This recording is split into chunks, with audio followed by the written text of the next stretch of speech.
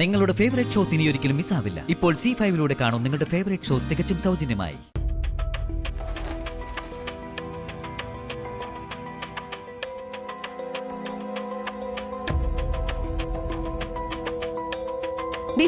എനിക്ക് നിന്നോടൊരു കാര്യം ചോദിക്കാനുണ്ട്.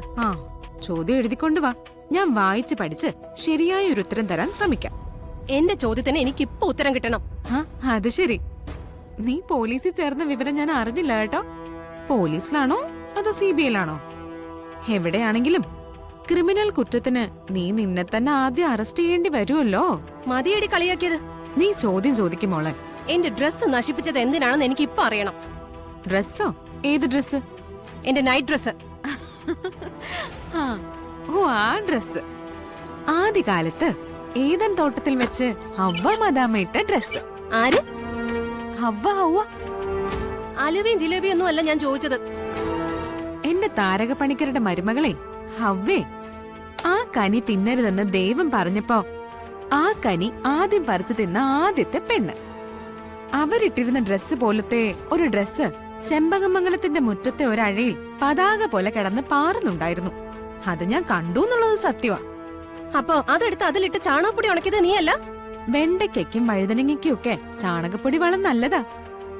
നിന്റെ ഡ്രസ്സ് വളത്തിന് പറ്റിയതാണെന്ന് ഞാൻ അറിഞ്ഞില്ല. നിർത്തടി. നിന്നോട് ഇതിന് പകരം ചോദിച്ചില്ലെങ്കിൽ എന്റെ പേര് മൈഥിലി എന്നല്ല. നീ നിന്നെ. എന്റെ അമ്മയെ ക്യാൻസർ പേഷ്യന്റ് ആക്കി മാറ്റാൻ നീ കളിച്ച ഡ്രാമയ്ക്ക് നിനക്കൊരു സമ്മാനം തരാൻ വേണ്ടി ഞാൻ കാത്തിരിക്കുക. നിന്റെ അമ്മയെ ക്യാൻസർ പേഷ്യന്റ് ആക്കി മാറ്റാൻ ഞാൻ നാടകം കളിച്ചതിന്റെ വല്ല തെളിവുണ്ടോ? നിന്റെ ക്യാബറ ഡ്രസ്സിൽ ഞാനാണ് ചാണകം ഉണക്കി തന്നതിന് നിന്റെ വല്ല തെളിവുകളും ഉണ്ടോ? നിനക്കെന്നെ ശരിക്കും അറിയില്ല. അയ്യോ, എനിക്ക് നിന്നെ ശരിക്കും അറിയാവേ.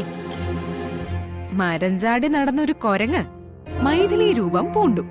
ആ മരക്കൊരങ്ങല്ലേ നീ? കൈവിശ് ഞാനും തന്നാലുണ്ടല്ലോ. എന്നെയോ?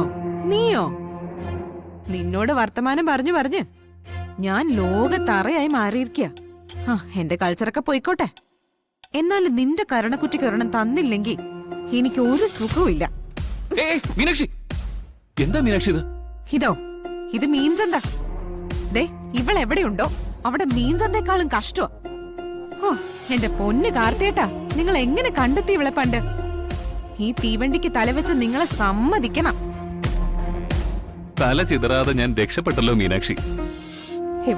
ഇവള് എന്നെ കൊണ്ട് കൊലപാതകം ചെയ്യിപ്പിക്കും. ഇങ്ങോട്ട് വാടി നീ. മീനാക്ഷി, നമ്മുടെ ഔദാര്യം പറ്റി ജീവിക്കുന്ന ഇവളുടെ അഹങ്കാരം കണ്ടില്ലേ കാർത്തേട്ടാ? അവള് നമ്മളെ വെല്ലുവിളിക്കുന്നു. ഇവളെ ഓടിച്ച് മടക്കിയില്ലെങ്കിലേ ഇത് നമുക്ക് ആപത്താ. മീനാക്ഷി, ഇങ്ങോട്ട് വരാനാ പറഞ്ഞത്. നിന്നും ഇവളുടെ കണ്ണീരും ചോരയും കാണാതെ ഞാൻ ഈ ചെമ്പകമംഗലത്ത് നിന്ന് പോവില്ല. എന്റെ മീനാക്ഷി, താനൊന്ന് സമാധാനപ്പെട്. അവളോട് വഴക്കിന് പോയാലേ അത് ബാധിക്കുന്നത് തന്നെ കൂടിയായിരിക്കും. അവളുടെ നിലവാരത്തിലേക്ക് താൻ ഇറങ്ങി ചെല്ലേണ്ടി വരും. നമ്മളെല്ലാരെയും തീ തീറ്റിച്ച നാടകത്തിൽ അവൾക്കും പങ്കുണ്ട്. അത് മനസ്സിലാക്കിയിട്ട് പിന്നെ ഞാൻ അവളോട് മിണ്ടാതിരിക്കണോ? അവൾക്ക് പങ്കുണ്ടെന്ന് പറയാൻ നമ്മുടെ കയ്യിൽ എന്ത് തെളിവാ ഉള്ളത്? ഒരു തെളിവും കയ്യിലില്ലാതെ താൻ വെറുതെ അവളുടെ അടുത്ത് വഴക്കിന് പോകരുത്.